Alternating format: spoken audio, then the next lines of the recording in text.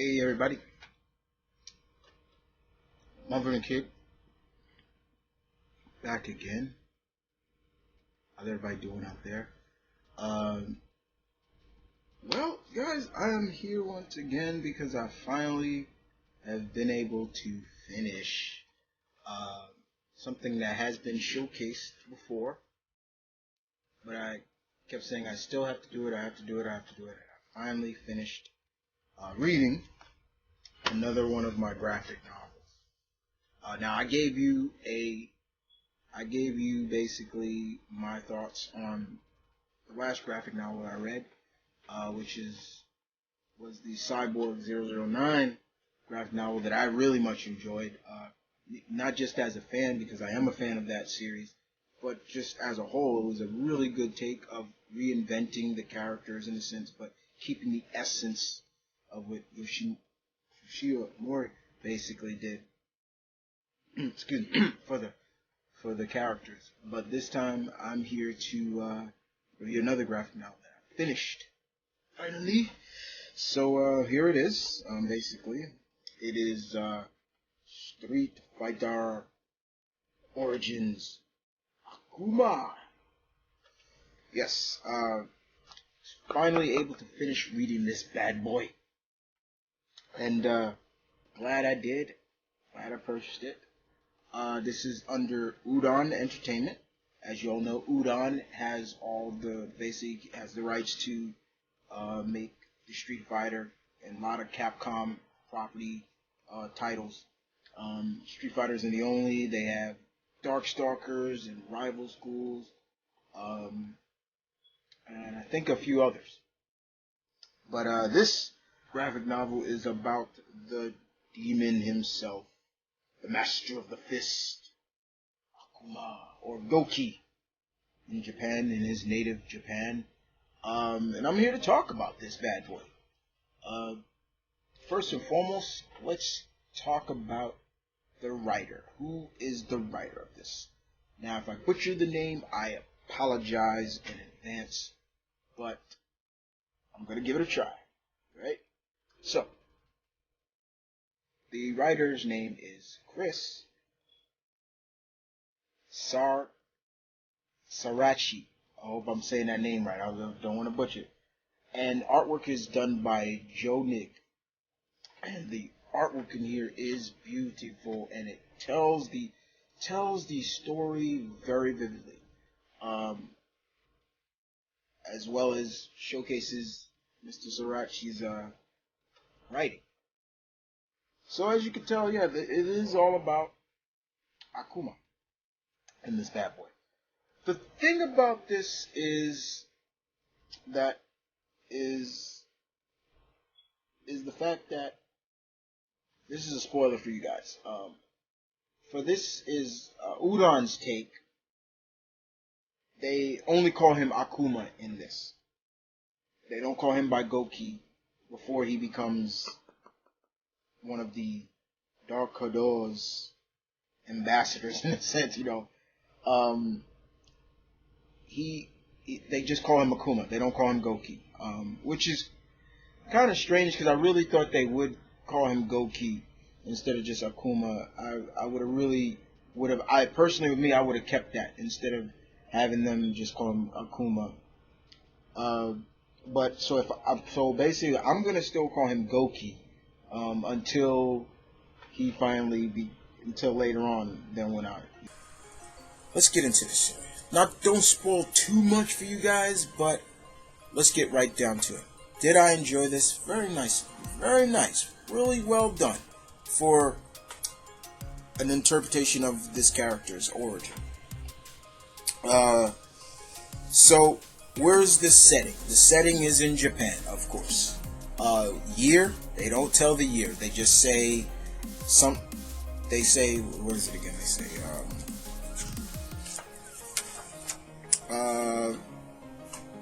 They say, some time ago in rural Japan. They just say some time ago in rural Japan. And in the story we get to see Gouki and his older brother Gouken and his mother and their father.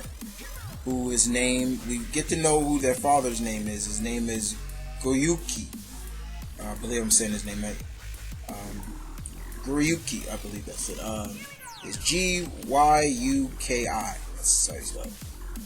And it seems like they live the average farmer life. However, that's not the case. Basically, shit hits the fan, and we start to see that their father has a past. And a past he's tried to keep his sons out of. Now, we've seen storytelling like this before, haven't we? Yes. You know, sins of the father, or the dark side, or the dark past of the father comes back on to them and bites them in the ass like a ravenous wolf or a little vengeful chihuahua. But we get to see that in this, and it's always, like I've always said, it's how you do the story and how you tell it. And we get to see that in this, that their father has a secret and it comes back on him, and in the process, that is what is the death of him. And unfortunately, his death plays a major factor into the rest of his family's prominent future. And it is because of the death that we get to see his wife become very sick. She doesn't eat. She's almost like she's dying of sadness, dying depression. It's a depression. While Gouken, basically tries to keep his hopes up and does what he does as the eldest of, in a sense, the new man of the household. He tries to keep the spirits and put that weight on his back, while young Gouki is completely, at a young age already, full of vengeance and hate, and he feels just the fact that their father has lied to them and things like now. He's even to the point he's calling their father a coward, and why did he teach us, and things like it. It gets really, really interesting, and it is to the point where we see Gouken actually confront Gouki and even hit him one time, like in disgust and ashamed of, like, how could you say that about father, and things like that. And then because of that little skirmish, Gouki runs away. He runs away, and from there it becomes to the point, the boy is so much full of rage and hate. He literally is in the woods, and he sees a bear. The bear's minding his own business, not doing anything. They lock eyes once, and the bear gives a little a little growl, like, I see you. You keep your distance, human. I'll keep mine. However, what does Gouki do? Oh yeah, he attacks the bear. He attacks the bear, and he literally, for a kid, gotta give him a little credit. I mean, this is a bear we're talking. Yes, there are bears in Japan, guys. Okay, and he attacks this bear, and he does pretty good damage to it. Pulls one of the bear's eyes out. Whatever, this is still a bear, wild animal, still is able to later on get the upper hand. And if it wasn't for a stranger to come along and send the bear off, Gouki probably would have died. Young Gouki probably would have died. And that stranger would turn out to be the future teacher, sensei to Gouki and Gouken, Master Gosetsuku. And it is there where it starts to begin. The training between master and student, between Gouki and Gosetsu, while Gouken is still taking care of their mother, as well as still keeping an eye on his brother. they keep showcasing that no matter what, Gokin knows where his brother is. And throughout the training, we get to see that Gouki is the best of Gosetsu's students at the time, and it gets even worse from there because we start to see that a fight promoter comes to see them and tells him, he confronts now a more mature and young man, a more grown-up Gouki, basically, why are you out here? You could be making some money, making money fighting in my underground circuit, fight circuit and things like that. Gives him a card, things like that, and, the whole aspect of, money, power, can corrupt. And, we get to see that, and it is because of that, once, in a sense, Gouki starts to realize that maybe it is time for me to leave the nest and go out to the outside world, see what that world offers. The biggest city, the other known city that is in this story, is Tokyo, and we get to see Gouki goes to Tokyo, and he's watching.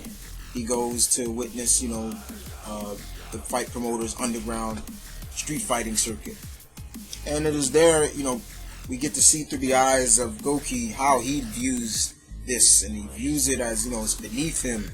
He doesn't care. It's like these men have no honor and things like that. And you can gradually keep seeing the transformation, which I definitely give a lot of credit to as well. It's like it just wasn't the fact that the anger was there and he turns already. No, it's to the point where we gradually keep seeing the stages of the Akuma or Gouki as we know him. We finally get to see, the demons start to rise, and it's to the point where we do see Gouki finally. He starts to, he says, okay, he even after one of the fights, he watches a Chinese fighter fight this American. He literally attacks this guy.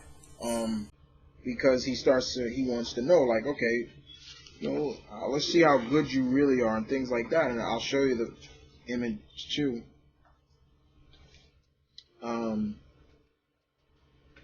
Here he is.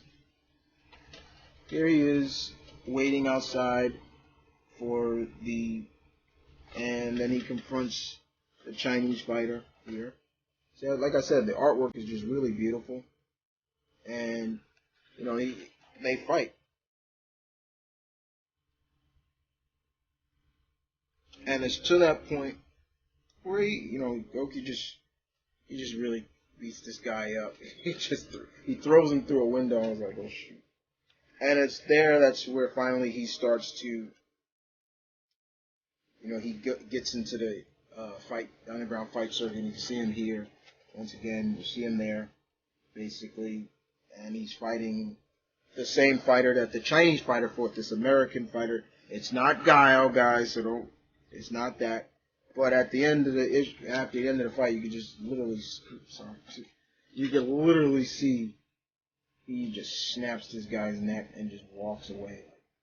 No remorse. And you can just look in his eyes. His eyes just tell a story like he doesn't give a damn. And while that's going on, we see that Gouken finally approaches Master Gosetsu and asks him, Gotetsu, and starts asking, train me as well.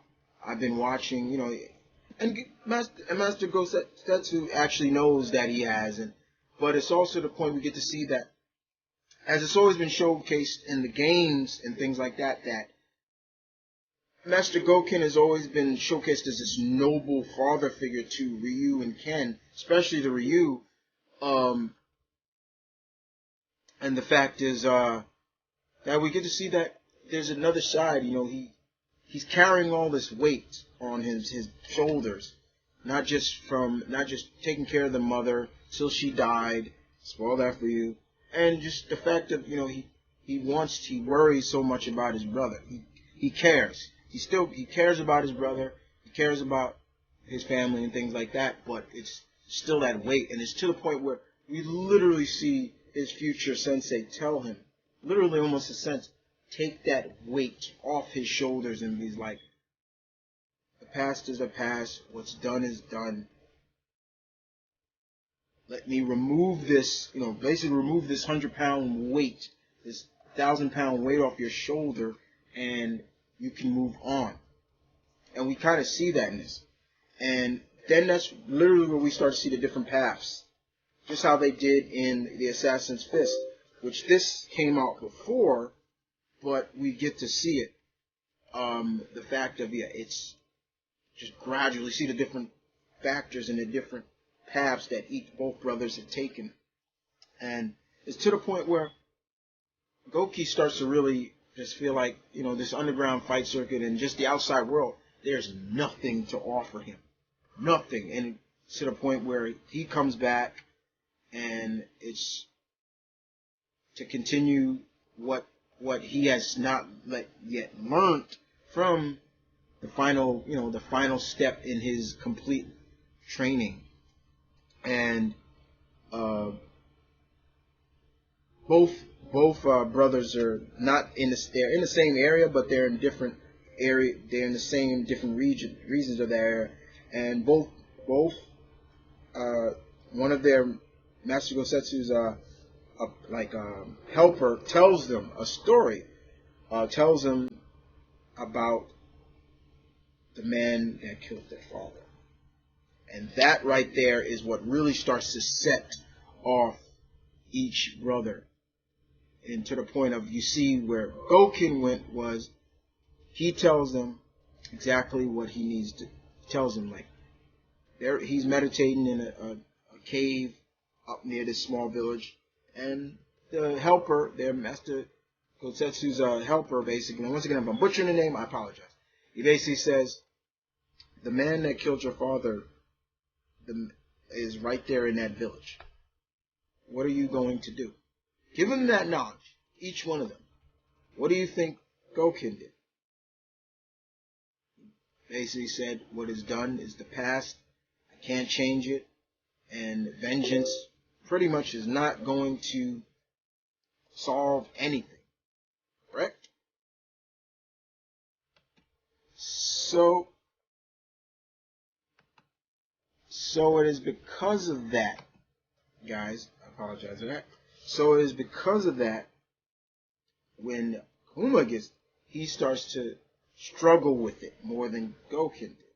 And it's to the point where that's where the rage and the fire, he knows where the man is who killed his father. He's going in hard and fast, and he's going to hurt this guy. And boy, does he hurt the guy. I'm not going to show you how that went down, but yeah, he does. He literally hurts this guy, and that's where, before he dies, the guy lays a bombshell on him about their father, and that even sets him off even more. And it's because of that, he burns the village down. And later on, Gouken comes in. And this is where we are introduced. Gouken goes to the village because it's all in flames. And it is there he gets, basically, guys, we get to see baby Ryu. As a baby, in the village, a woman hands him over to Gouken and tells him, take care of him. His mother and father are dead. The devil came through. That's all they say. And that's where the paths really take a turn, and it's to the point where we start to really see that. Now, Akuma, or Gouki, has really embraced the Dark Hadou, and now he sets his sights on one man, the man who trained his father, master, his own teacher. And beautiful artwork of the fight between, you can see it right here, look at that, it's oh my god. And then you just get more, and to the point, they're both student and master fight one another. And yes, and yes, basically, Akuma kills his master. Now, did he kill him with the Raging Demon? No, he didn't. But it was pretty well done, executed. And as you can see, he lays him to rest, like right underneath a cherry blossom tree, and just he is completely just changed. He is like the Gouki that maybe everybody else remembering is gone. He is gone. He is just completely gone. And as you all know, Akuma, this guy looks now at the world totally different. And that's one thing about this. They really showcase the different views of the world. And not going to spoil the ending, but it was pretty much a decisive ending of how basically, yeah, it should have ended. But I will show you, you can see the kid Ryu there with Master Goken and things like that. And the fight between the two brothers, I will spoil that. The ending is a fight between the two brothers of Goken and Gouki, or Akuma, and it's really well done. This really showcased once again that you can do origin stories of your favorite villains, but the one thing that Mr. Chris Sarachi did not completely do right off the cuff and just make it just kind of just showcase that Akuma's a badass, and let's just make him a badass and let's showcase why he's a badass. It had build up to his why he's this way, and that's something that I was like, good build up, very good, very good, intense, and very successful build up to him becoming that Akuma that we know from the game series and things like that. So there's a lot of build up there. Very much. So they really, so you can see the time and effort in this. Like I said, Joe Nig's artwork definitely just really showcased very well. It was so well done. And he really, the shades they used, the colors and the letterers also, all the shades that they made to really give Akuma that look like, you know, he's not there. He ain't human no more. You know, it's like he's not human anymore. Well done. I do recommend this, guys. Very much. Very much. If you are a fan of the Street Fighter, if you are a fan of Street Fighter, or if you are a fan, you're not just a fan of the Street Fighter, but you're just a fan of the world, the Street Fighter world and universe, I recommend this bad boy. I recommend pretty much the Udon's Street Fighter comics in particular. They're very well done, well written, very intense, beautiful artwork as well. So you get a whole full circle of everything. Now I do recommend, if you're gonna try to find the ongoing the series they had, I do recommend getting them in trade, because if you try to get them in the single issues, it may be because you might not know which one to start with. So get them in trade first, which would be the Street Fighter Classics Volume 1 and then Volume 2 and things like that, and it goes from there. They go from Street Fighter Street Fighter Classics, then Street Fighter, Super Street Fighter, Street Fighter 2, and they get all in this, but the stories are very well told. Udon does a very good job with the Street Fighter license in the comics, and I do recommend this. Definitely recommend this graphic, and I'm glad I picked it up very much. But I have to say, I have to bid you guys adieu, because that is it. But like I said before, this is Mount Vernon Kid. Peace, from love, stay tuned, keep it real, guys. As always, I I'll see you guys next time. But I do recommend you picking this up, because the last thing you need, you don't pick it up, and this guy comes to your door, and the last words you hear are these words. Take care, guys. God, what a thousand deaths!